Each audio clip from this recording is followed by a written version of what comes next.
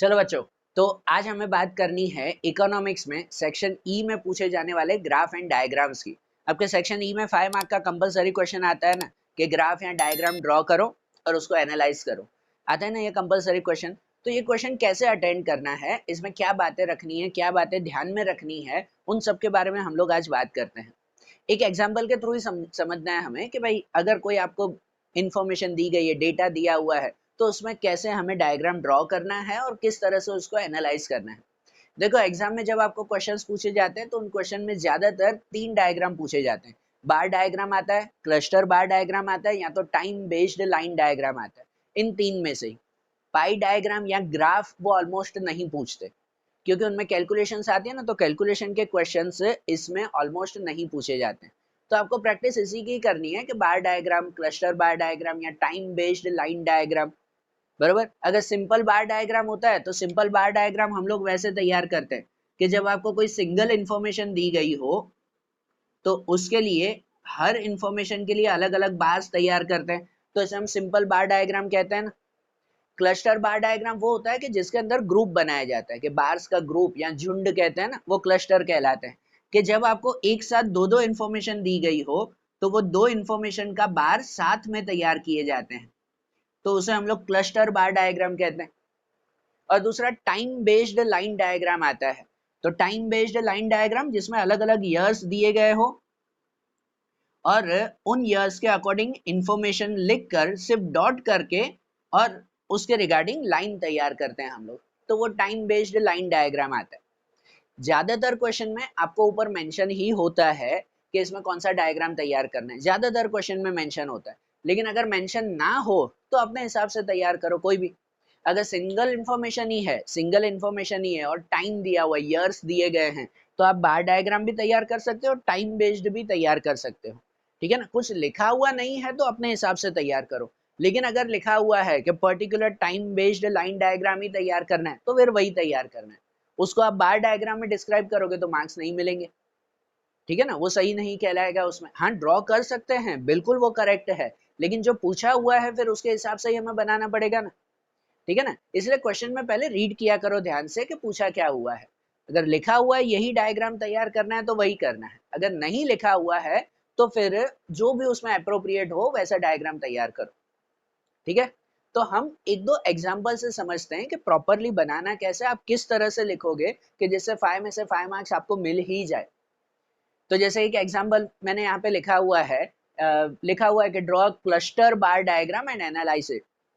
तो क्लस्टर बार डायग्राम तैयार करना है, फिर उसको एनालाइज करना है। यहाँ इंफॉर्मेशन दी गई है बर्थ रेट और डेथ रेट इंडिया की, जिसमें 1951 में बर्थ रेट और डेथ रेट कितना था पर 1000 पर्सन में, और 2011 में बर्थ रेट और डेथ रेट कितना है पर 1000 पर्सन का, ये इन्फॉर्मेशन है। अब इसमें लिखा हुआ है कि क्लस्टर बार डायग्राम है। वैसे भी अगर दो डेटा साथ में दिए गए हो एक ही ईयर में, अगर दो इन्फॉर्मेशन साथ में हो तो उसमें तो क्लस्टर ही बनता है। अगर एक ही इन्फॉर्मेशन होती तो ये सिंपल बार डायग्राम या तो ये टाइम बेस्ड डायग्राम तैयार होता, पर दो इन्फॉर्मेशन है एक ही ईयर में तो क्लस्टर ही बनेगा। ठीक है ना। अब इसे तैयार कैसे करना है कि जो आपकी बुक होगी, ग्राफ ऑलमोस्ट नहीं, आपको जो सप्लीमेंट्री होगी उसी में ही वो तैयार करना है। तो उसमें जब बुक होगी और क्लस्टर बार डायग्राम तैयार करना है तो सबसे पहले ऊपर जो है वो टाइटल देंगे। ऊपर टाइटल पॉसिबल हो तो क्वेश्चन का जो ये डेटा है वो डेटा भी ड्रॉ करो। ये नहीं लिखोगे तो चलेगा, पर लिखो तो वो ज्यादा बेटर है। क्योंकि देखो आपके टेक्स्ट बुक में जो भी ग्राफ होता है या जो भी डायग्राम होता है उसके नीचे उसका सोर्स लिखा हुआ होता है ना कि भाई इसका सोर्स क्या है। तो अगर आप पहले ही वो सोर्स डिस्क्राइब कर रहे हो, उसके नीचे ये डायग्राम ड्रॉ कर रहे हो, तो वो बेटर है। बाकी ये कंपलसरी नहीं है, आप ये क्वेश्चन ना लिखो तो भी ठीक। आपको टाइम नहीं मिल रहा है क्वेश्चन लिखने का, भले ना लिखो एग्जाम में, चलेगा। पर अगर आप लोग वैसे तैयार कर रहे हो कि पहले ऊपर ही आपने ये क्वेश्चन लिख दिया कि जो दिया हुआ है कि year, birth rate, death rate, जो क्वेश्चन है वैसे ही कि 1951 में, या ऊपर लिखना पर 1000, 1951 में 39.9, 27.4, 2011 में 21.8, 7.1, ऐसे दिया हुआ और उसके नीचे आप लोग ग्राफ ड्रॉ करो। अब ये ग्राफ या डायग्राम ड्रॉ करना है तो एक्स एक्सिस और वाई एक्सिस हम लोग तैयार करते हैं। एक्स और वाई एक्सिस यहाँ पे मेंशन करना है, एक्स और वाई। एक्स और वाई पे क्या लिखना है पहले वो भी मेंशन करो, कि जैसे एक्स क्या डिस्क्राइब करता है, इंडिपेंडेंट वेरिएबल डिस्क्राइब करता है। यहाँ इंडिपेंडेंट वेरिएबल ऑलमोस्ट ये ईयर होते हैं, जो ये इन्फॉर्मेशन दी गई हो जिसके बेस पे इन्फॉर्मेशन है वो इंडिपेंडेंट वेरिएबल ना। अगर ईयर्स हैं तो यहाँ पर हम लोग ईयर्स लिखते हैं, और डिपेंडेंट वेरिएबल वाई पे आता है। भाई डिपेंडेंट वेरिएबल बर्थ रेट और डेथ रेट है, तो यहाँ पर डिपेंडेंट वेरिएबल में यहाँ पर लिखते हैं हम लोग कि बर्थ रेट और डेथ रेट, ठीक है ना। एक्स और वाई पे ये इन्फॉर्मेशन जरूर लिखना, ठीक है। और यहाँ ओरिजिन से हम लोग शुरू करते हैं। अब ईयर्स हैं तो यहाँ पे 2 ईयर दिए हुए 1951 और 2011, और उन दोनों में क्लस्टर के अकॉर्डिंग ऐसे 2-2 बार तैयार करना है ना। तो सबसे पहली चीज, जब आप टेक्स्ट बुक में चैप्टर रीड किया था आपने, पता है आपका फर्स्ट चैप्टर था, तो उसमें आती थी कि बार डायग्राम या क्लस्टर बार डायग्राम तैयार करने के लिए क्या क्या बातें ध्यान में रखनी चाहिए। तो उसमें सबसे पहली बात ये थी कि जब भी आप कोई बार्स तैयार करते हो तो उसकी विड्थ और उसके बीच का गैप इक्वल होना चाहिए। तो ये सबसे पहली चीज ध्यान में रखते हैं। जो ग्राफ वहां पे चेक किया जाएगा तो पहले ये जरूर चेक किया जाएगा कि आपने गैप बरोबर रखा है कि नहीं रखा है। मतलब कि सपोज अगर आप 1951 और 2011 के ग्राफ ड्रॉ करने हैं, तो यहाँ ईयर्स में 1951 में सपोज अगर आप सेंटीमीटर से ही ड्रॉ कर रहा, अगर आपको सप्लीमेंट्री में ही ड्रॉ करना है, ठीक है ना, सप्लीमेंट्री में ही ड्रॉ करना है, तो स्केल से सेंटीमीटर्स का यूज करो, ठीक है ना। आपके पास स्केल है तो उससे पर्टिकुलर सेंटीमीटर का यूज करो, कि पहले अगर आपने 4 सेंटीमीटर छोड़कर अगर पॉइंट लिखा है, बराबर 4 सेंटीमीटर का पहले गैप रखा है, फिर उसके बाद पहला पॉइंट लिखा, और आपको जो ये एक बार तैयार करना है, क्लस्टर है 2 बार तैयार होंगे, तो एक बार अगर जो है वो तैयार करना है, तो वो एक बार कितने का, अगर आप 2 सेंटीमीटर का तैयार कर रहे हो 3 सेंटीमीटर का, तो वो पहले ही नोट कर लेते हैं कि भाई 3 सेंटीमीटर का एक बार होगा, कि भाई यहाँ पे एक बार आएगा, और उसके बाद 3 सेंटीमीटर का ही दूसरा भी बनेगा ना। ऐसे ये 2 बार साथ में तैयार होंगे। और यहाँ अगर स्टार्टिंग में आपने 4 सेंटीमीटर की जगह छोड़ी है या 4 बॉक्स की जगह छोड़ी है, तो 4 सेंटीमीटर अगर है तो इसके बाद फिर से 4 सेंटीमीटर की ही जगह छोड़ते हैं, और फिर से वहां डॉट करके कि भाई 3-3 सेंटीमीटर के 2 डॉट के यहाँ पर 3-3 सेंटीमीटर का गैप रहेगा। फिर नीचे लिखते हैं कि ये 1951 का ग्राफ है, ये 2011 का ग्राफ है। तो सबसे पहली चीज ये ध्यान में रखना कि आपका गैप प्रॉपर हो, ठीक है ना। अगर आप सिंगल बार डायग्राम भी बना रहे हो, सिंपल बार डायग्राम, तो भी यही देखते हैं कि पहले अगर आपने 2 सेंटीमीटर की जगह छोड़ी है, और उसके बाद जो है वो ये बार है, वो बार अगर 1 सेंटीमीटर का या 2 सेंटीमीटर का बनाया है, तो सब में वही लेंथ रखना कि सब में 2-2 सेंटीमीटर की जगह छोड़नी है बीच में, और ये बार भी सब में 2-2 सेंटीमीटर का ही बनाना है। या जितने भी सेंटीमीटर लो वो तो आपकी बुक के अकॉर्डिंग आएगा, सप्लीमेंट्री के अकॉर्डिंग आएगा। पर पहली चीज कि बीच का गैप स्टार्टिंग में या बीच में गैप इक्वल होना चाहिए, और ये बार की विड्थ भी इक्वल होनी चाहिए। विड्थ इक्वल होती है, लेंथ तो प्रोपोर्शनल होती है जैसा इंफॉर्मेशन हो, ठीक है। तो ये 1951 2011 उसके बीच का जो है वो गैप बरोबर रखेंगे। यहाँ जितना गैप यहीं पे स्टूडेंट क्या करते हैं कि यहाँ गैप बहुत कम रहता है, फिर बीच में जो है वो गैप बहुत बड़ा रख देते हैं, वो बिल्कुल गलत है, ठीक है ना। ऐसे ग्राफ नहीं तैयार करते। समझ आ रही है बात? ये चीज ध्यान में रखना, यहाँ का स्टार्टिंग का गैप 0 से यहाँ तक भी, और उसके बीच का गैप भी हमेशा इक्वल रहना चाहिए। उसके बाद फिर यहाँ पे ड्रॉ करें, है ना, वाई एक्सिस पे हम लोग नंबर लिखें। तो वाई एक्सिस के नंबर लिखने होते हैं तो वो ये डिपेंडेंट वेरिएबल है, इस डेटा के अकॉर्डिंग आता है। अब इस डेटा के अकॉर्डिंग सबसे बड़ा नंबर देखते हैं कि सबसे बड़ा नंबर इसमें कौन सा है पूरे डेटा में, 39.9, मतलब अप्रोक्सीमेट 40, ठीक है ना, अप्रोक्सीमेट 40 हुआ। तो यहाँ से हमें 40 तक के नंबर्स लेने हैं। अब 40 तक के नंबर्स लेने हैं तो कैसे नंबर लें, आपकी सप्लीमेंट्री होगी तो सप्लीमेंट्री में एक एक लाइन होती ही है, वो हर लाइन को ही आप एक एक डिजिट करके सपोज करो तो ठीक है, बराबर। अब कितने नंबर लेने हैं वो डिपेंड होते हैं डेटा में। अब 40 लेने हैं तो अगर आप यहाँ पर 5 भी जाओगे तो 8 नंबर में पूरे हो जाएंगे, 8 लाइन में पूरा हो जाएगा। खुद सोचते हैं हम लोग कि अगर हम 5-5 के गैप में चल रहे हैं तो 8 लाइन में पूरा हो जाएगा। तो 8 लाइन का ग्राफ मतलब आपकी सप्लीमेंट्री में तो आधा पेज भी नहीं हुआ, इतना छोटा ग्राफ नहीं तैयार करते, बराबर। तो अगर 40 तक जाना है तो अगर हम 5 का गैप न लेकर 2 का गैप ले रहे हैं अगर, तो 20 लाइन्स तक जाएगा, जाएगा ना। हर लाइन में 2 का गैप ले रहे हैं तो 20 लाइन तक जाएगा। तो 20 लाइन तक जाएगा तो मतलब हाँ 20 लाइन का आपका ग्राफ बनेगा, आधे पेज से ऊपर होगा, तो वो परफेक्ट है, ठीक है ना। वैसा ग्राफ तैयार करो वो ठीक है। ग्राफ एकदम बड़ा भी नहीं होना चाहिए कि आप पूरा पेज दिखाकर जो है वो ग्राफ ड्रॉ कर रहे हो, इतना लार्ज ग्राफ की भी जरूरत नहीं है। ग्राफ एकदम छोटा भी नहीं होना चाहिए कि भाई आधे से भी कम पेज में आप लोग ड्रॉ कर रहे हो। ग्राफ होना चाहिए मीडियम साइज का, बराबर, मीडियम, कि आपके हाफ पेज है उससे थोड़ा ऊपर हो, तो उस तरह से ये मेजरमेंट लिया करो वाई एक्सिस पे। समझ आ रही है ना बात? तो कोई स्टूडेंट कहते हैं कि हम लोग जो है वो दो दो लाइन लेकर, दो लाइन में 5-5 सेंटीमीटर का गैप ले, दो मतलब दो लाइन में 5-5 की वैल्यू लिखें। हाँ सही है, पर उसमें एक चीज ध्यान रखते हैं कि हमेशा सब में गैप इक्वल हो। स्टूडेंट कॉमन मिस्टेक क्या करते हैं कि आपकी सपोज सप्लीमेंट्री है, सप्लीमेंट्री के अंदर हर लाइन होती है ना, ठीक है ना, ऐसे आपकी लाइंस बनी हुई है सप्लीमेंट्री के अंदर। अब स्टूडेंट क्या कहते हैं कि हम लोग दो दो को, दो दो में जो है वो 5-5 का गैप लेते हैं, बिल्कुल परफेक्ट है, बना सकते हैं, कोई दिक्कत नहीं है। तो 16 लाइन में आपका ग्राफ बनेगा और सही रहेगा। लेकिन फिर मिस्टेक क्या हो जाती है पता है कि आप लोग ऐसे लिखते हो, जीरो के बाद यहाँ पे 5 लिखा, फिर दो लाइन छोड़ के 10, फिर दो लाइन छोड़ के 15, फिर यहाँ 20, फिर यहाँ 25, कैसे दो दो के गैप में लिख रहे हैं। एक तरह से सही है, पर ये कॉमन मिस्टेक कि आपने पहले में एक भी गैप नहीं लिया भाई, पहले में आप 0 से 5 डायरेक्ट ले रहे हो और उसके बाद जो है वो एक एक का गैप छोड़ रहे हो, तो ये चीज गलत है। ठीक है ना, जो चेकर्स होंगे वो ये चीज चेक करते हैं और उसमें मार्क्स कट हो जाएंगे आपके, बराबर। ये कॉमन मिस्टेक है कि आप देखो 0 से 5 के बीच में आपने गैप रखा ही नहीं, उसके बीच में गैप ही नहीं रखा, उसमें डायरेक्ट 5 लिखा है और उसके बाद हर 5 में आप लोग जो है वो गैप, जो है वो एक एक का गैप रख रहे हो, तो ये तो डिफरेंस हो गया ना फिर। ठीक है ना, ग्राफ का रूल आता है ये कि यहाँ पे भी सब में गैप इक्वल होना चाहिए, यहाँ पर भी गैप इक्वल होना चाहिए। तो अगर आपको दो दो के अकॉर्डिंग अगर गैप रखना है, दो दो के हिसाब से अगर गैप रखना है, तो पहले में भी 0 में एक लाइन छोड़ के 5 लिखो, फिर एक लाइन छोड़ के 10, एक लाइन छोड़ के 15, फिर 20, फिर 25, ऐसे आप लोग 40 तक जाओ, बराबर, तो करेक्ट रहेगा।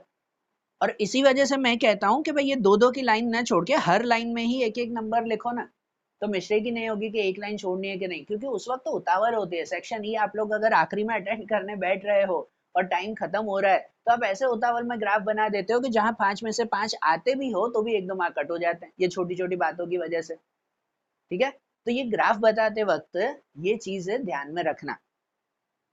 तो 0 के बाद पॉसिबल हो दो दो का ही गैप लो, ठीक है ना। तो चलो, अगर सपोज मैंने ऐसे ही रखा कि एक एक के गैप में 5, 10, 15, 20, 25, फिर एक छोड़कर 30, फिर मैं यहाँ पे बना रहा हूँ कि भाई एक छोड़कर फिर जो है वो 35 और एक छोड़कर फिर 40, यहाँ तक आ रहा है। चलो, तो अगर यहाँ तक का ग्राफ है, मैं इसे थोड़ा ठीक कर देता हूँ कि यहाँ तक अगर ये ग्राफ बना हुआ है 40 तक, अब इसमें ये ड्रॉ करना है कि अब अगर हम लोग ड्रॉ कर रहे हैं कि 1951 में 39.9 और 27.4 वो लिखना है हमें, तो 1951 में पहले में 39.9, तो 40 से एक पॉइंट नीचे, अच्छा एक पॉइंट अब आपके सप्लीमेंट्री में नहीं है तो वो अंदाजे से चलता है, ठीक है ना, वो अंदाजे से चलता है, उसमें दिक्कत नहीं है।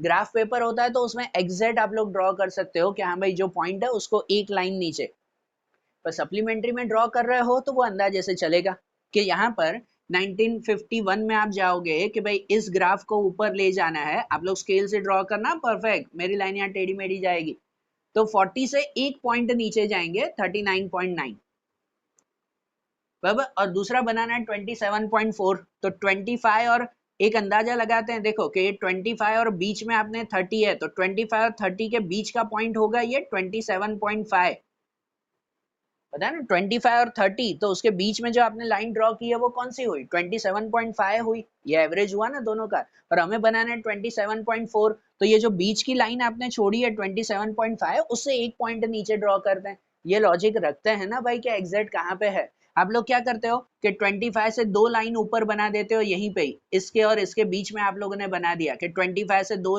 दो पॉइंट जो है वो ऊपर यहाँ पे बना लिया।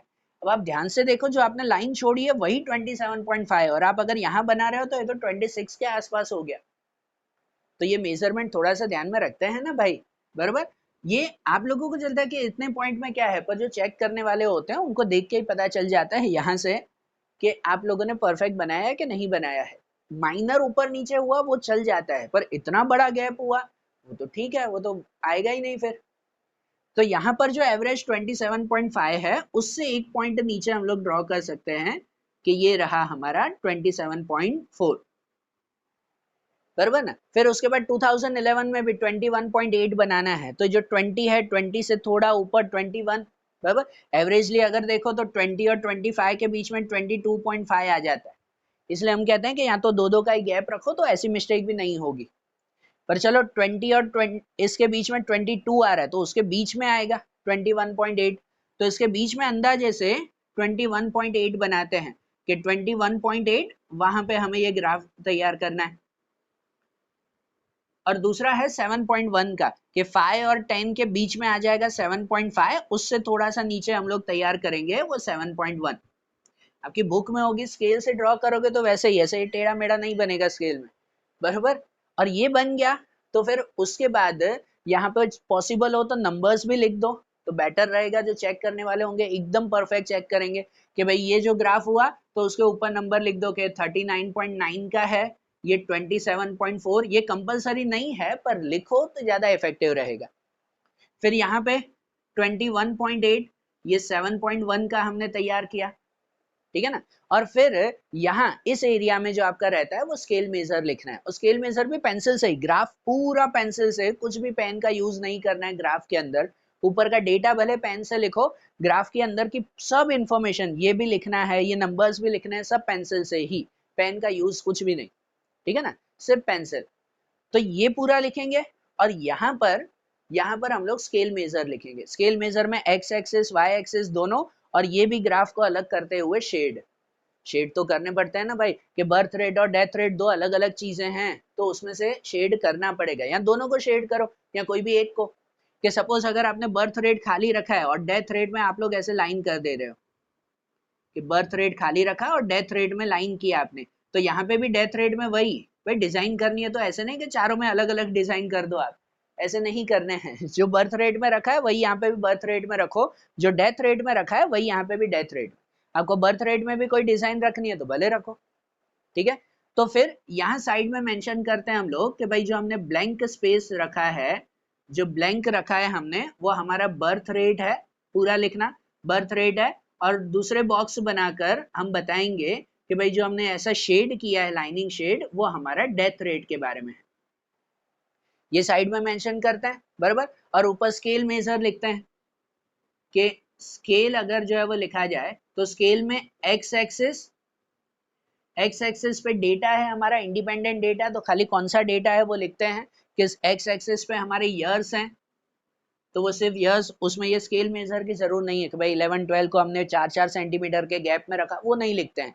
ये लिखते हैं इसकी कि ये कितने सेंटीमीटर का गैप लिए, ये नहीं, बराबर। तो एक्स एक्सिस पे खाली लिखेंगे हमने ईयर्स लिखा है, और वाई एक्सिस पे बताएंगे कि वाई एक्सिस पे हमने बर्थ रेट और डेथ रेट लिखा है, बराबर। Birth rate and death rate ये, और उसमें स्केल मेजर लेंगे कि आपने 1 सेंटीमीटर कितना लिया है, तो यहाँ जैसे 2 सेंटीमीटर मिलाकर 5 लिया है, 1 सेंटीमीटर में 2.5 का हुआ, बराबर। तो यहाँ तो आप 2 सेंटीमीटर का गैप लिखो, हाँ भले आपने लाइन ही बनाई है, हम सेंटीमीटर ही लिखेंगे कि 1 सेंटीमीटर का गैप है, 2 सेंटीमीटर का गैप है, तो ऐसे लिखो, या तो 2 सेंटीमीटर इक्वल टू 5, या तो फिर 1 सेंटीमीटर इक्वल टू 2.5, जो भी लिखो उसमें। तो y एक्सिस पे बर्थ रेट और डेथ रेट, और यहाँ पे लिखेंगे कि 1 सेंटीमीटर इक्वल टू 2.5। अब 2.5 क्या है, तो 2.5 पर्सन है, ये ना बर्थ रेट के रेट पर 1000 पर्सन है ना, तो वो पूरा लिखते हैं कि 2.5 जो है वो 2.5 पर्सन पर 1000, ये बर्थ रेट और डेथ रेट के बारे में है ना। तो ये क्या है, ये 2.5 क्या हुआ, तो 2.5 पर्सन हुए पर 1000 में से 2.5 की ये इंफॉर्मेशन है।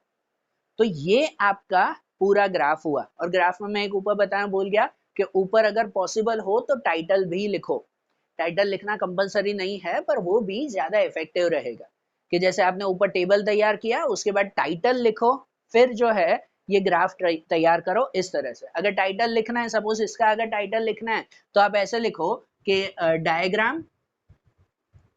Diagram about birth rate and death rate of India, क्या कि diagram about birth rate and death rate of India, ये हुआ ना कि आपने डेटा, टाइटल, फिर उसके बाद ये डायग्राम, बराबर। तो ये जो आपने इतना डायग्राम बनाया तो परफेक्ट, इसकी मार्किंग बिल्कुल कट नहीं होगी, अगर ऐसे बनाया तो 1 मार्क आपका कट नहीं होगा डायग्राम के लिए।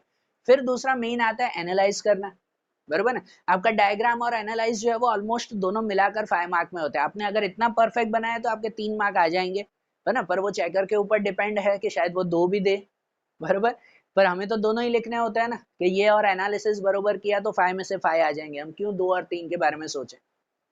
तो अगर इतना आपने तैयार किया वो परफेक्ट, फिर दूसरे पेज पे उसको एनालाइज करना है। अब एनालाइज में जो है वो खास बातें ध्यान में रखना, आपको 6 7 8 पॉइंट में एनालाइज करना होता है, बरोबर। तो जैसा डेटा हो वैसे एनालाइज करना है।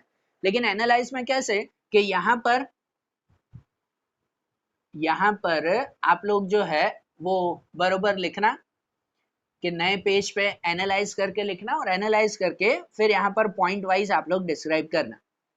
अब देखो, एनालाइज में ही हर स्टूडेंट जो है वो मिस्टेक करते हैं। एनालाइज का मतलब क्या होता है, कि जो डेटा है उस डेटा को प्रॉपर इंटरप्रेट करना है, ना कि जो डेटा दिया हुआ है उसी को ही खाली वर्ड्स में लिख देना है, ऐसा नहीं। एनालाइज का मतलब ये होता है कि जो डेटा है, पहले डेटा की इंफॉर्मेशन लिखो, फिर जो डेटा दिया हुआ है वो डेटा किस वजह से है उसके कॉजेस लिखो, बरोबर। अगर उस डेटा से हमारी कंट्री में कोई प्रॉब्लम क्रिएट हो रही है, तो क्या प्रॉब्लम्स हो रही हैं इस सिचुएशन की वजह से, वो सिचुएशन की प्रॉब्लम लिखो, बरोबर। और अगर उसका कुछ सॉल्यूशन है तो वो सॉल्यूशन भी लिखो। ये प्रॉपर एनालाइज होता है, ठीक है। कि ये डेटा किसके बारे में है वो बताओ आप लोग, ठीक है ना। ये डेटा क्यों है वो बताओ, कि इसके कॉजेस क्या, सपोज बर्थ रेट और डेथ रेट इतना है, तो क्यों इतना बर्थ रेट और डेथ रेट है वो कॉजेस बताओ, बरोबर ना। एनालाइज का मतलब क्या होता है, वही ना, कि ये क्यों ऐसा डेटा आ रहा है, उससे क्या फायदे क्या नुकसान है, क्या प्रॉब्लम है क्या सॉल्यूशन है, ये सब आना चाहिए उसके अंदर, तो उसे एनालाइज कहते हैं। ना कि आपने ये 4 नंबर हैं तो हर नंबर के लिए आपने जो है वो एक एक लाइन लिख दी, 4 पॉइंट 5 पॉइंट बन गए, तो हाँ ठीक है। फिर आखिरी में हर स्टूडेंट लिख देते हैं मस्त, जो सबसे अच्छा लगता है वैसे, कि भाई ये जो बर्थ रेट और डेथ रेट दी गई है उसकी वजह से हमारी कंट्री में बहुत प्रॉब्लम क्रिएट होती है, खत्म एनालाइज। अरे क्यों प्रॉब्लम क्रिएट है, क्या प्रॉब्लम क्रिएट है, अगर है प्रॉब्लम तो क्या सॉल्यूशन है, ये सब चीजें बतानी होती है, उसे ही एनालाइज कहते हैं भाई। नहीं तो एनालाइज क्या किया, ये तो आपने खाली कॉपी किया है, बरोबर ना। ये तो आपने खाली रीराइट किया, कि जो वर्ड्स में लिखे हुए हैं वो आपने नंबर्स में सॉरी, जो नंबर्स में लिखे हुए हैं वो आपने वर्ड्स में लिख दिए, बस। एनालाइज तो कुछ हुआ ही नहीं। फिर आप कहते हैं कि हमने तो पूरा ग्राफ लिखा, 5 में से 5 मिले ही नहीं, नहीं देंगे ना, नहीं देंगे, वो 3 मार्क ही मिलेगा आपको खाली, समझे। तो एनालाइज करना है। अब एनालाइज में ध्यान देना, सबसे पहला पॉइंट हमेशा लिखते हैं कि ये ग्राफ, ये डायग्राम है किसके बारे में, बरोबर ना। ये डेटा किसके बारे में है पहले वो लिखते हैं, जो अपने टाइटल में हम लिखते हैं ना यहाँ, तो वही टाइटल यहाँ पहले डिस्क्राइब करते हैं। कि हम पहले लिखते हैं कि दिस डायग्राम, या तो this data shows information about, birth rate and death rate of India for years 1951 and 2011। पहला पॉइंट हमेशा यही रहेगा कि ये डेटा है किसके बारे में। अब बर्थ रेट डेथ रेट नहीं किसी और के बारे में हो तो उसके बारे में लिखना है, किसके बारे में डेटा, पहला पॉइंट हमेशा वही आता है, कि दिस डेटा या दिस डायग्राम या दिस टेबल जो भी लिखो उसमें, बरोबर ना, कि this data show information about birth rate and death rate, पहला ये। सेकंड और थर्ड पॉइंट जो आपका होगा, सेकंड हो तो सेकंड में ही पूरा करो, या सेकंड और थर्ड पॉइंट हो तो उसमें ये इंफॉर्मेशन लिखो, जो नंबर दिया हुआ है वो सेकंड और थर्ड में लिख देते हैं, बरोबर ना। कि सेकंड पॉइंट में लिखो, सपोज आप सेकंड में 1951 में लिख दो, बरोबर। यहाँ पे लिख दो कि इन 1951 birth rate of India is 39.9 पर 1000%। ये जरूर लिखते हैं कि भाई 39.9 क्या है, परसेंटेज दिया हुआ है, पर 1000% दिया हुआ है, बरोबर ना, कि और कोई रेशियो दिया हुआ है किसके बारे में वो जरूर लिखते हैं। तो ऐसा लिखते हैं कि इन 1951 birth rate of India is 39.9 पर 1000% एंड डेथ रेट इज कितना है, 27.4 पर 1000%, बरोबर। ये सेकंड लाइन में हो गया। अब थर्ड लाइन में सेम पॉइंट लिखेंगे कि in 2011 birth rate of India is 21.8 per 1000% and death rate is 7.1 per 1000%, बरोबर। तो ये जो हो गया, ये दो लाइन सेकंड और थर्ड पॉइंट, वो डेटा जो दिया हुआ है उसी को ही हमने वर्ड्स में लिखा। 3 पॉइंट आपके ये हुए, आगे के जो 5 से 6 पॉइंट हैं, 4 5 6 पॉइंट होंगे, वो मेन एनालिसिस होता है। आपके 3 पॉइंट तक खत्म हो जाना चाहिए जो आपने देख के लिखा है, बाकी के पॉइंट आपको सोच के लिखने हैं, तो ही मार्क्स मिलेंगे 5 में से 5। जो आपने चैप्टर में पढ़ा हुआ है, जो जनरल नॉलेज है, वो ये जो एनालिसिस है वो एक तरह से ऐसा हो जाता है कि जो आप लोग इंग्लिश में या किसी में ऐसे लिखते हो ना, कॉम्पो लिखते हो, ये उसकी तरह है। इसमें आप अपनी इंफॉर्मेशन भी ऐड करोगे तो भी आपको पूरे मार्क्स मिलेंगे। एनालिसिस का मतलब ही यही होता है, ठीक है ना, कॉपी करके लिखना नहीं है, अपनी इंफॉर्मेशन ऐड करनी है जो इसमें नहीं दी गई हो। अब जैसे यही क्वेश्चन है, आपने 3 पॉइंट लिखे, अब मेन एनालिसिस जो है वो स्टार्ट करते हैं कि जिस एनालिसिस में जैसे मैंने बताया कि कॉजेज बताओ, कॉजेज बताओ, प्रॉब्लम्स बताओ, सॉल्यूशन बताओ, बराबर ना। ऐसा कॉजेज, सबसे पहले हमेशा कॉजेज बताते हैं कि भाई ये ऐसा क्यों है, कि क्यों ये डेटा दिया हुआ है। सपोज 1951 में बर्थ रेट और डेथ रेट बहुत हाई है, तो यहाँ पे पहला पॉइंट हम लिखेंगे कि इन 1951 birth rate and death rate is quite high, because क्यों हाई है, अब वो चैप्टर में से आपको पॉइंट याद होने चाहिए कि क्यों इतना बर्थ रेट और डेथ रेट ज्यादा है। तो उसमें लिख सकते हैं ना कि बिकॉज उस वक्त जो है वो सपोज एजुकेशन बहुत कम था, ठीक है ना, अवेयरनेस नहीं थी। जो आप लोगों के टेक्स्ट बुक में भी ये पॉइंट्स आते हैं ना, आपने क्वेश्चन आंसर याद किए ही हैं, 7 चैप्टर में आते हैं कि नहीं पॉपुलेशन वाले में, कि भाई एजुकेशन नहीं था, अवेयरनेस नहीं था, लोग जो है वो क्या कह सकते हैं, वो मोर द मैरियर, ये कॉन्सेप्ट माइंड में रखते थे कि जितने ज्यादा बच्चे होंगे उतनी ज्यादा कमाई होगी, तो जिसकी वजह से भी जो है वो बर्थ रेट ज्यादा होता था, बराबर ना। और डेथ रेट भी ज्यादा था। क्यों डेथ रेट ज्यादा था, क्योंकि उस वक्त जो है वो प्रॉपर मेडिकल फैसिलिटीज नहीं थी, प्रॉपर जो है वो फूड फैसिलिटीज नहीं थी। तो ये 1951 में बर्थ रेट और डेथ रेट क्यों ज्यादा है, उसके कॉजेज लिखते हैं।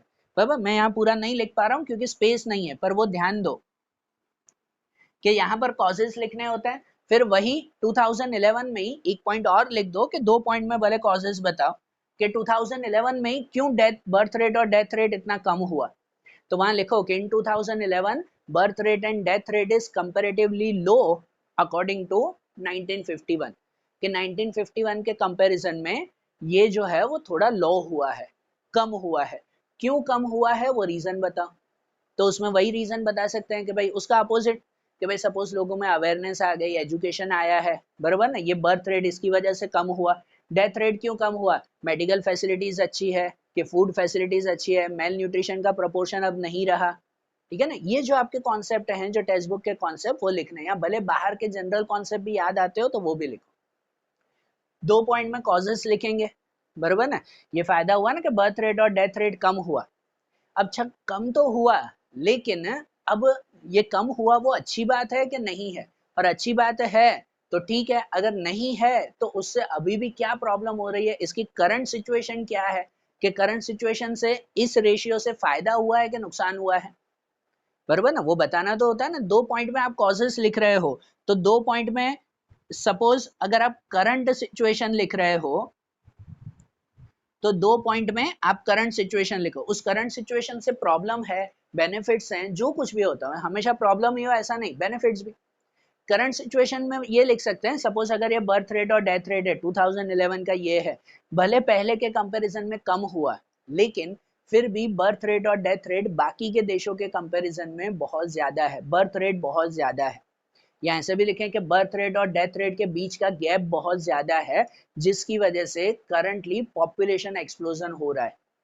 होता है ना पॉपुलेशन एक्सप्लोजन, पॉपुलेशन हद से बाहर है यहाँ पे, बराबर। तो 2 कॉजेस लिखकर 2 करंट सिचुएशन हम लोग लिखेंगे, कि सपोज करंट में लिखें कि ये ऐसे बताएं कि इन 2011 के बर्थ रेट भले ही पहले के कंपैरिजन में कम हुआ, कि birth rate is quite low according to 1951, but for the by the comparison of other countries it is quite high still, कि still it is quite high, कि भाई ये अभी भी ये बर्थ रेट जो है वो बहुत ज्यादा है, and the difference between birth rate and death rate is so large which create a population explosion in our country, कि बर्थ रेट और डेथ रेट का डिफरेंस इतना ज्यादा है, ये जो डिफरेंस है, कि जिसकी वजह से हमारे यहाँ पॉपुलेशन एक्सप्लोजन हो रहा है। ये करंट सिचुएशन बताएंगे कि अभी क्या हो रहा है, बराबर। और अगर पॉपुलेशन एक्सप्लोजन हो रहा है तो उससे क्या प्रॉब्लम क्रिएट हो रही है, वो 1-2 पॉइंट लिख सकते हैं।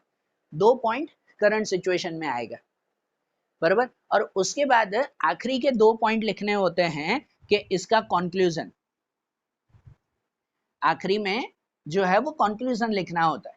कि कंक्लूजन का मतलब होता है कि अगर आपके पास कोई सजेशन है, कोई सजेशन है जो आप टेक्स्ट बुक वाइज ही सजेशन हो, अपने सजेशन हो, मैं फिर से बोल रहा हूँ, ऐसे की तरह आप अपने पॉइंट भी लिख सकते हो, कुछ अपने सजेशन हैं, कुछ अपनी बातें हैं, तो वो लास्ट कंक्लूजन में लिखते हैं 2 पॉइंट में।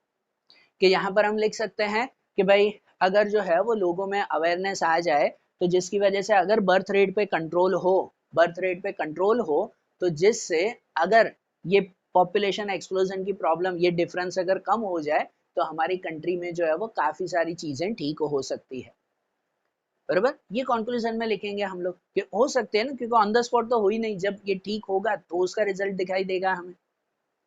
समझ आ रही है बात है ना? या जो हमारे टेक्स्ट बुक में भी पॉइंट है ना कि ये बर्थ रेट को रोकने के लिए, पॉपुलेशन एक्सप्लोजन कंट्रोल करने के लिए क्या क्या मेजर्स हैं, तो जो मेजर्स हैं भाई, मास अवेयरनेस होनी चाहिए, एजुकेशन होना चाहिए, ठीक है ना, कि लोगों में जो है वो लिटरेसी ज्यादा होनी चाहिए, ऐसे जो जो पॉइंट्स हैं हमारे टेक्स्ट बुक के, तो वो पॉइंट्स में से कुछ पॉइंट्स यहाँ पे डिस्क्राइब करेंगे। पॉइंट्स एकदम बड़े भी नहीं कि आप एक्सप्लेन करने बैठ रहे हो, मजा आ रहा है लिखने में, तो हमने 2-2 पेजेस लिख दिए इतने लार्ज भी नहीं लिखने हैं पॉइंट्स, एकदम शॉर्ट भी नहीं कि एक एक लाइन में पॉइंट खत्म कर दिया। हर पॉइंट जो आप लिख रहे हो 2-2 लाइन के आसपास होना चाहिए एवरेजली, बराबर ना? हाँ, कुछ बड़ा पॉइंट हो 3 में भी लिखो, छोटा हो भले 1 में भी लिखो, पर एवरेजली 2 पॉइंट के आसपास होना चाहिए, 2 लाइन्स के आसपास, बराबर ना? ऐसे एनालिसिस करना। तो अगर आप एनालिसिस में ऐसे कॉजेस, करंट सिचुएशन, उसका कंक्लूजन, अगर इस तरह से पॉइंट्स लिख रहे हो, तो आपके 5 में से 5 आएंगे ही आएंगे, 100% आएंगे। कोई जो है वो इसे रोक नहीं पाएगा अगर आपने पूरा 5 मार्क का क्वेश्चन ऐसे अटेंड किया है। अरे बात ध्यान, पॉसिबल हो तो यहाँ पर जो है वो इस तरह से डिवाइड करके भी लिखो कि पहले लिखो एनालिसिस, उसमें जो है वो 3 पॉइंट लिखो, फिर एक स्टार करके लिखो कॉजेस, 2 पॉइंट लिखो, फिर एक स्टार करके लिखो करंट सिचुएशन, 2 पॉइंट, फिर स्टार करके कंक्लूजन और 2 पॉइंट। जब चेक करने वाले दूर से देखेंगे ना कि हाँ भाई 4 पार्ट में आपने एनालिसिस किया हुआ है, 5 में से 5 आपको पक्के मिल जाएंगे, ठीक है ना? और जरूरी नहीं ये कॉजेस या जो भी रीजन, जैसा डेटा हो उसके अकॉर्डिंग, मैंने तो एग्जाम्पल लिया उसका ये डेटा है। अरे बात ध्यान, बरोबर, हाँ भाई 5 में से 5 मार्क्स चाहिए हमें, तो इसके अकॉर्डिंग होना चाहिए, समझे? तो बरोबर ध्यान देना। एक छोटा सा एग्जांपल लास्ट में 2 मिनट में, एक एग्जांपल टाइम बेस्ड का भी बता रहा हूँ कि अगर ये आए तो क्या करना, ड्रॉ कैसे करना है, खाली वो पॉइंट बता रहा हूँ, बाकी एनालिसिस तो वैसे ही करना होगा। एक सिंपल सा एग्जांपल दूसरा भी लेते हैं हम लोग। अब यहाँ जैसे मैंने एक एग्जांपल लिया हुआ है कि अलग अलग ईयर्स में percentage of urban population, urban area में, सिटी एरिया में रहने वाले कितने लोग हैं, उस पॉपुलेशन की परसेंटेज दिए, ये डेटा दिया हुआ है और लिखा हुआ है कि इसमें टाइम बेस्ड लाइन डायग्राम तैयार करना है। लिखा हुआ ही है, अब लिखा हुआ है तो फिर तो यही तैयार करना है हमें, बराबर ना? अगर नहीं लिखा होता तो इस एग्जाम्पल में आप बार डायग्राम भी तैयार कर सकते थे, सिंपल बार डायग्राम, कि ये सब जो ईयर है वो ईयर यहाँ पे लिखो 61, 71, 81, 91 ऐसे ईयर्स, और जो परसेंटेज है वो परसेंटेज के लिए एक एक आप लोग बार बनाओ। इसके लिए ये भी तैयार हो सकता है, करेक्ट है, बरोबर ना? लेकिन अगर मेंशन है तो आपको ये तैयार करना है ना? इसके लिए दोनों ग्राफ तैयार हो सकते हैं, मेंशन हो तो वही, ना हो तो फिर आपको जो इच्छा हो वो डायग्राम तैयार करो, दोनों करेक्ट है। हमें तो प्रॉपर डायग्राम होना चाहिए, इन्फॉर्मेशन रिलेटेड और एनालाइज होना चाहिए। अब इसको भी अगर डायग्राम तैयार करना है टाइम बेस्ड, मैंने तो एक समझाने के लिए कि ऐसा हो तो क्या बनाना है हमें, तो अगर इसका डायग्राम हमें तैयार करना है तो वही पहले ऊपर आप लोग डेटा लिख दो, टेबल बना लो पहले यहीं पे ही कि भाई ये ईयर दिए हुए हैं, कि ईयर अलग अलग आपको ईयर्स दिए हुए हैं, ठीक है ना? मैं वो बता, पूरा डेटा लिखना है उसमें ईयर, और यहाँ पर अर्बन पॉपुलेशन दी गई है, जो भी ये डेटा है, आपने डेटा लिखा, डेटा के बाद उसका टाइटल लिखो कि यहाँ पर जैसे दिया हुआ कि percentage of urban population of different years, तो वो डेटा के टाइटल में लिख सकते हैं, या तो अलग अलग ईयर्स का है तो आप ट्रेंड करके लिखो, ट्रेंड होता है ना, अगर अगर कुछ पर्टिकुलर टाइमिंग की इंफॉर्मेशन दी गई है, टाइम बेस्ड इंफॉर्मेशन है, उसे ट्रेंड भी कहते हैं, तो आप ट्रेंड लिखो तो भी ठीक है, कि ट्रेंड ऑफ अर्बन पॉपुलेशन, ये जो है वो टाइटल, ऐसे स्मार्ट वर्ड्स होंगे ना उस टाइटल में लिखो, वो इफेक्टिव रहता है। बाकी आप अगर ऐसे भी लिखोगे कि percentage of urban population of different years, तो भी करेक्ट है, तो भी मतलब वही हुआ ना, हुआ तो ट्रेंड। अब ये हुआ, इसमें भी हम अगर हमें ग्राफ तैयार करना है तो यहाँ पे हम ग्राफ तैयार करें, वही एक्स एक्सिस और वाई एक्सिस यहाँ पर हम मेंशन करें, एक्स और वाई एक्सिस मेंशन किया, ये बीच में ओरिजिन, एक्स एक्सिस पे क्या लिखने हैं, तो ईयर्स लिखने हैं, तो यहाँ के डेटा लिखते हैं कि ये ईयर, और वाई एक्सिस पे क्या लिखनी है, तो अर्बन पॉपुलेशन है, तो यहाँ पे लिखेंगे अर्बन पॉपुलेशन, मैंने शॉर्ट में लिखा है, पूरे लिखना अर्बन पॉपुलेशन इन परसेंटेज, बराबर। ये दोनों एक्स और वाई पे लिखे। अब यहाँ एक्स एक्सिस पे अलग अलग ईयर्स लिखने हैं, तो वो ईयर्स हम लोग मेंशन करेंगे। अब टाइम बेस्ड लाइन डायग्राम बनाना है, रूल तो वैसा ही है, कोई भी डायग्राम हो कि गैप इक्वल होना चाहिए। अब अगर 1961, 71, 81 6 ईयर्स हैं, तो अब गैप वैसा रखो, ठीक है ना, स्केल से मेजर रखो कि सपोज पहले 2 सेंटीमीटर छोड़ के एक पॉइंट बनाया है, वो हमारा 1961 का है, फिर 2 सेंटीमीटर छोड़ के एक और पॉइंट बनाया 1971 का है, बराबर ना। 2-2 सेंटीमीटर तो 2-2 सेंटीमीटर ही पहले से, जीरो से ही स्टार्ट करते हुए। 3 का तो 3-3 सेंटीमीटर का गैप लो, जैसा आपको गैप रखना हो, जैसा भी, पर गैप इक्वल हो, बराबर ना। स्केल से मेजर लेना, फिर सपोज 1981, 1991, 2001, 2011, ठीक है वैसा। और यहाँ पे आप लिखोगे तो यहाँ पे देखते हैं कि सबसे बड़ा नंबर इसमें कौन सा है, 32 है। अब 32 तक जाना है, तो वही बात कि अगर हर लाइन में आप 2-2 का गैप भी रखोगे तो 32 तक आ जाएगा। अब 4-4 का गैप रखोगे तो 8 लाइन में ही पूरा हो जाएगा, बहुत छोटा ग्राफ होगा। 2-2 का गैप रखोगे तो 16 लाइन तक जाएगा, ठीक है ना, अच्छी बात है। आपको पूरी सप्लीमेंट्री में ड्रॉ करना है, एक एक का गैप रखोगे तो भी आपकी सप्लीमेंट्री इतनी होगी जिसमें 32 लाइन्स आ जाए, 1-1-1 करोगे तो भी 32 तक, पर वो ग्राफ फिर हद से बाहर बड़ा हो जाएगा फिर, ठीक है ना एकदम बड़ा ग्राफ ना एकदम छोटा ग्राफ है, मीडियम रहना चाहिए, इफेक्टिव रहना चाहिए उसमें। तो आप भले 2-2 का गैप रखो, कि 2-2 का गैप रखो, 2, 4, 6, 8, बराबर ना, वैसे तो आपका 32 तक आएगा। मैं फिलहाल 4-4 का गैप रख रहा हूँ क्योंकि यहाँ पे नहीं आएगा वो मेजरमेंट। तो अगर मैं 4-4 का गैप रखूँ तो यहाँ पे वैल्यू आ जाएगी ना कि 4, 8, 12, 16, 20, 24, 28, 32, बराबर। और अब यहाँ पे हम प्लॉट करेंगे, जैसे 1961 में 18% है, तो वो 1961 वहां 18 जाना है, 16 और 20 के बीच में। तो आप स्केल से प्रॉपर मेजर लेना कि उसी लाइन पे आता हो। सप्लीमेंट्री करोगे तो वो लाइन जैसे नहीं होगी, तो स्केल से आप प्रॉपर मेजर लेना कि इसी लाइन पे ऊपर आता हो 16 और 20 के बीच में, तो वो 18 वहां पे ऐसे एक डॉट कर देते हैं, और सर्कल ना। सर्कल नहीं करोगे ठीक है, करोगे तो भी ठीक है। आप छोटी छोटी बात पे टेंशन लेते हैं स्टूडेंट, अरे सर्कल करना है कि नहीं करना है, ऐसा हो तो मार्क्स तो नहीं कट होंगे, अरे नहीं कट होते हैं मार्क्स, बराबर ना। वो कोई वहां पर जो चेक करने वाले बैठे होते हैं वो तलवार लेके नहीं बैठे होते, बस ये गलती की ना ठका उसके मार्क कट, ऐसा नहीं होता है भाई एग्जाम में, बराबर ना। वहां पे लिबरल रहते हैं सब, कि छोटी छोटी बातों के मार्क्स कट नहीं होते हैं, बराबर। हाँ आप बहुत बड़े मिस्टेक कर रहे हो, गलती ड्रॉ कर रहे हो, उस बातों पे आप ध्यान ही नहीं रखते, सेंटेंस फॉर्मेशन ठीक नहीं है आपके, जो है वो प्रेजेंटेशन ठीक नहीं, उसका आप लोग चेक नहीं करते, इसके मार्क कटेंगे, ये क्या बात है। क्या स्टूडेंट वो बोलते ही नहीं है कि मेरा सेंटेंस सही नहीं है उसका क्या करूं, कि मैं जो है वो प्रेजेंटेशन सही नहीं है उसका क्या करूं, मुझे क्वेश्चन ही मैं गलत लिख रहा हूँ उसका क्या करूं, उसके इतने सारे मार्क्स कट हो रहे हैं। वो फिर जब चेक हो जाता है तो चेक होने के बाद स्कूल में मार्क आते हैं ना, स्टूडेंट्स आते हैं कि हमने तो वो भाई इतना गलत लिख दिया था ना, उसकी वजह से हमारे मार्क्स कट हुए, उसकी वजह से 2 मार्क कट हुए, आपके 100 में से 40 मार्क्स आए हैं, बाकी के 60 मार्क्स कहाँ गए वो तो बात करो ना, ठीक है ना। वो प्रॉब्लम्स कहाँ है उसकी कोई बात नहीं है, टीचर ने इसके मार्क्स कट किए, अरे इसके थोड़ी 60 मार्क कट कर दिए, गजब बात करते हो आप लोग। निकल जाती है कभी कभी बातें, उसमें क्या करें फिर। सो सिंपल सा कि यहाँ पे आप खाली डॉट करो या सर्कल करो, कोई चिंता नहीं है, बराबर। तो 1961 में ये 18, 1971 में सपोज 20 ड्रॉ करना है तो 1971 में ये 20, बराबर ना। उस लाइन में होना चाहिए आपका ग्राफ परफेक्ट दिखे, इसके लिए मैं स्केल से बनाऊं तो एकदम परफेक्ट आएगा वो। फिर 24 है 1981 में, तो 1981 में 24 बताएंगे, बराबर ना। फिर 19 में 91 में 26 है, तो 24 और 28 के बीच में वो 26, बराबर ना, ये मेजर्स में। फिर उसके बाद 28 है, तो उनके बाद जो है वो 28 हम लोग बताएं। हाँ ये लाइन टेढ़ी जा रही है मेरी भी, पर ठीक है। और 2011 में 32 बताएंगे। और ये सब जो हमने बनाए, ये सब बनाए, और उसके बाद स्केल से इन सब डॉट को ज्वाइन कर देंगे, स्केल से। हाँ भाई मैं ऐसे ही ड्रॉ कर रहा हूँ। तो ये आपका डायग्राम तैयार हो गया है ना, ये टाइम बेस्ड लाइन डायग्राम ये तैयार हुआ। अब इसमें तो वो सब ऊपर ही जा रहा है ट्रेंड, है ना, किसी में ऊपर नीचे हो तो भी ठीक है, बराबर। और फिर यहाँ स्केल मेजर, स्केल मेजर तो जरूर लिखते हैं, आपको ऊपर ही लिखते हैं, मैं यहाँ लिख रहा हूँ, ग्राफ के हमेशा ऊपर कॉर्नर में लिखा करो, यहाँ स्पेस नहीं है, मैं यहाँ लिख रहा हूँ, पर स्केल लिखते हैं, ये स्केल मेजरमेंट लिखो तो भाई एक्स एक्सिस पे क्या लिखा है, तो यर्स लिखे हैं, ठीक है ना, यर्स। और वाई एक्सिस पे क्या लिखा है, तो वाई एक्सिस पे अर्बन पॉपुलेशन इन परसेंटेज वो लिखा हुआ है। और उसमें हर सेंटीमीटर कितना लिया है, सपोज आपने हर सेंटीमीटर 2 का लिया है या 4 का लिया है, मैंने अगर 4 का लिया है तो वहां लिखते हैं कि भाई 1 सेंटीमीटर इक्वल टू 4 परसेंटेज, यहाँ से परसेंटेज में है ना तो वो परसेंटेज यूनिट जरूर लिखना, ठीक है ना, कि 1 सेंटीमीटर इक्वल टू 4 परसेंटेज। वैसे आई बात ध्यान, ये आपका परफेक्ट ग्राफ हुआ, इसका एक भी मार्क कट नहीं होगा।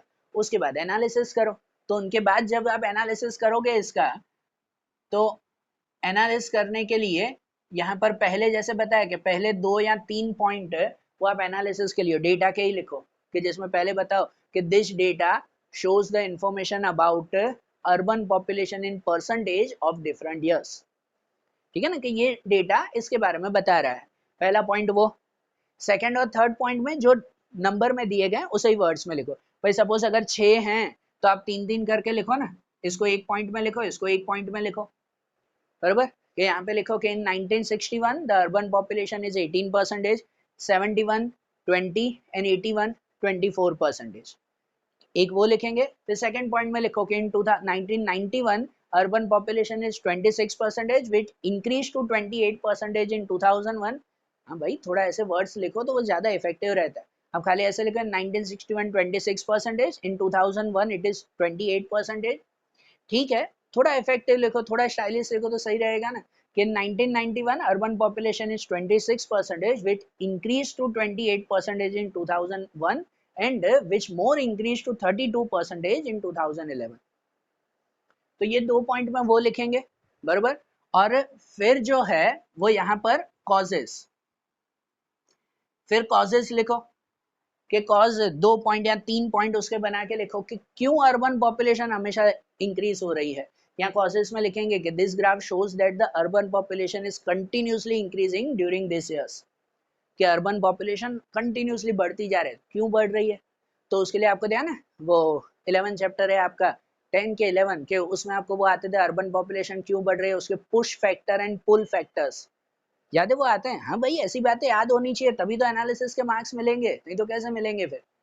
तो इसमें पुश एंड पुल फैक्टर्स आते हैं कि यहाँ तो मजबूरी से जाते हैं, पुश फैक्टर होता है, या पुल फैक्टर अट्रैक्शन की वजह से लोग अर्बन एरिया में जा रहे हैं, बराबर। तो वो कॉजेस उसमें लिख सकते हैं, एक या 2 पॉइंट में शॉर्ट में समझाओ कि भाई पुल फैक्टर्स हैं कि due to pull factors the urban population is continuously increasing, ऐसे भी लिखो due to pull factor bracket में कि by attraction of urban urban facilities and urban modernisation, कि अर्बन फैसिलिटीज मॉडर्नाइजेशन की वजह से जो अट्रैक्शन हो रहा है उसकी वजह से भी ये बढ़ रही है, बराबर। यहाँ लिखे कि पीपल जो है वो people migrate from rural area to urban area due to for their job occupation education, ठीक है। ये कॉजेस में कैसे भी सब सेम लिखेंगे ऐसा नहीं है, सब अपने माइंड के हिसाब से लिखो, उसी की मार्किंग है ये। तो यहाँ पर कॉजेस लिखो, ठीक है ना। कॉजेस के बाद जो है वो करंट सिचुएशन लिखो, इसमें भी वैसे करंट सिचुएशन लिखो कि अर्बन पॉपुलेशन बढ़ रही है, क्यों बढ़ रही है वो भी बताया हमने। अब उसकी करंट सिचुएशन क्या है, इससे फायदे हैं कि नुकसान है, बराबर। तो फायदे नुकसान दोनों हो तो एक पॉइंट उसका एक पॉइंट उसका लिखो, बराबर ना, कि urban population is continuously increasing so people get their wages or occupation or business properly so their living standard is continuously increasing, बराबर। लिख सकते हैं ना कि people get proper education proper medical facilities proper wages और occupation और business so their living standard is continuously increasing in urban areas, ये फायदा भी लिख सकते हैं। तो तभी जो है वो नुकसान भी लिख सकते हैं। But the other scenario is this कि if person migrate from rural to urban area and if they are not getting proper wages or proper business or proper occupation, so they have to live in a slum area, so the urban management is not going, कहो कि भाई the urban management is not going for this, urban cannot making proper benefit for this person who migrated from rural to urban area, बराबर। मतलब कि जो rural से urban area में आ रहे हैं वो अगर उन्हें जॉब वगैरह नहीं मिल रही तो उन्हें पर्टिकुलर स्लम एरिया में रहना पड़ रहा है, और अर्बन का जो मैनेजमेंट है सिटी का जो मैनेजमेंट है वो प्रॉपर हैंडल नहीं कर पाता उन लोगों को, ठीक है। तो वो करंट सिचुएशन बतानी होती है कि भाई यहाँ पर क्या क्या है, ठीक है ना, उसके 2 या 3 पॉइंट वो लिखो, उसके फायदे हैं नुकसान हैं दोनों हो तो दोनों लिखो, और उसके बाद कंक्लूजन लिखते हैं। ठीक है ना, उनके बाद कंक्लूजन लिखेंगे हम लोग, 2 पॉइंट उसके कंक्लूजन के, कि जहां कंक्लूजन के अंदर जो है वो ये बताओ कि अगर आपके पास कोई सजेशन है इसके रिगार्डिंग, तो वो कि भाई गवर्नमेंट को प्रॉपर जो है वो बेनिफिट्स देने चाहिए, कि अगर माइग्रेशन हो रहा है तो गवर्नमेंट को पहले ही फैसिलिटीज तैयार करके रखनी चाहिए। हाँ पता है भाई माइग्रेशन होता है तो सरकार को पता नहीं चलता, लेकिन दोनों तरफा उसमें पॉइंट लिखो ना, कि भाई जो माइग्रेट कर रहे हैं वो भी प्रॉपर प्लानिंग के साथ माइग्रेट करे तो ज्यादा बेटर है, और गवर्नमेंट भी कंटिन्यूसली एनालिसिस करते रहे कि कितने लोग माइग्रेट करके आ रहे हैं अर्बन एरिया में, और अर्बन एरिया के फैसिलिटीज कंटिन्यूसली इंक्रीज करती रहे तो दोनों को बेनिफिट मिलेगा। ठीक है ना, तो ये लास्ट में कंक्लूजन अपने अकॉर्डिंग लिखेंगे वो। तो ऐसे अगर लिखोगे ये आप एनालिसिस, तो आपके पक्के मार्क्स हैं उसमें। ठीक है ना, ऐसा आपका ग्राफ और एनालिसिस होना चाहिए। समझ आई बात? तो ध्यान दोगे ना, अब आप जो ग्राफ दिए वो कोई भी पेपर सेट के उसकी प्रैक्टिस करो अच्छी तरह से। ठीक है, तो चलो आज जैसे ग्राफ की इन्फॉर्मेशन देखी, फिर भी दूसरे जो वीडियोस होंगे अब वो हम लोग आगे देखेंगे फिर। ओके, चलो, थैंक यू।